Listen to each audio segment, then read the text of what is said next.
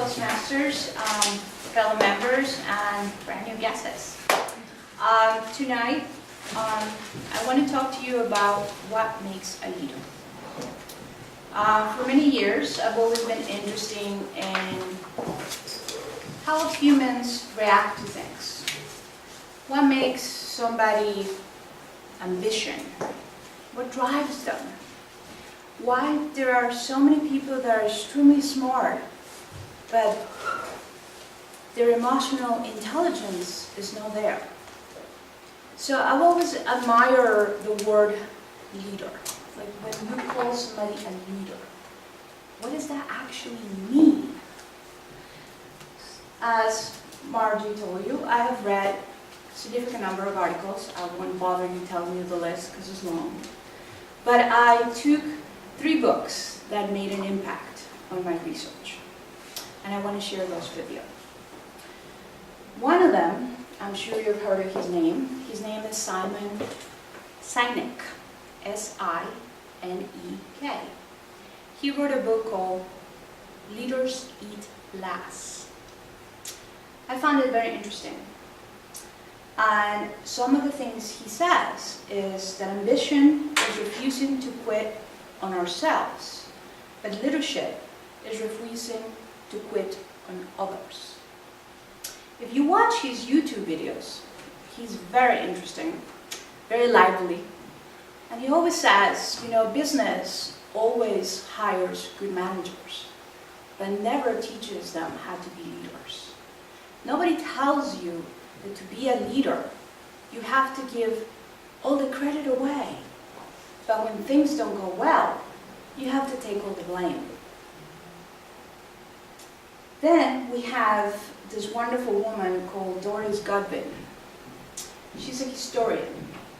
She decided to go the other way. She was very interested in presidents. She has 4 particular presidents that she has studied throughout her career as historian. We have Abraham Lincoln, we have Theodore Roosevelt, Franklin D. Roosevelt, and Lyndon Johnson. And she believes that they were leaders because throughout their entire career there was very amazing barriers in front of them.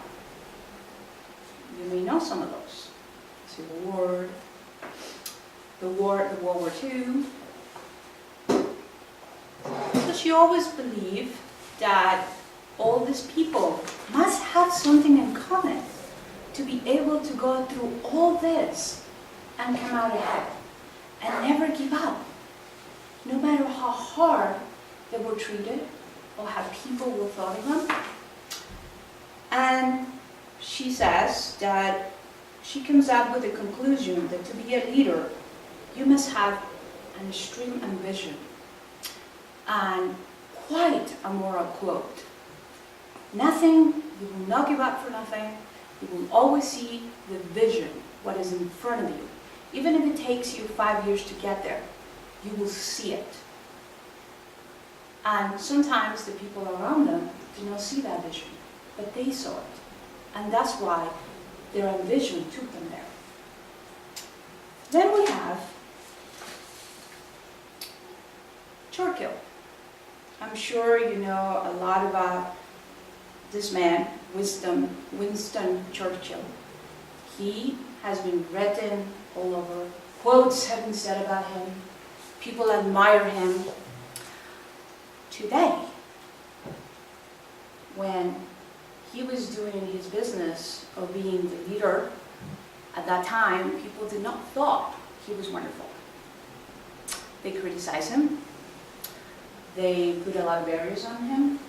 They did not understood his vision. But there's a couple of quotes that I find funny, so I want to share those with you.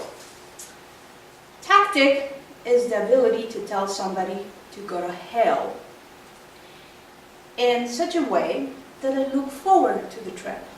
And the other one is, you have enemies. Good. That means you stood for something, sometime in your life. And then I like to also read a lot of magazines that have to do with business. Because sometimes you wonder in your mind, how did somebody came out with this brilliant idea?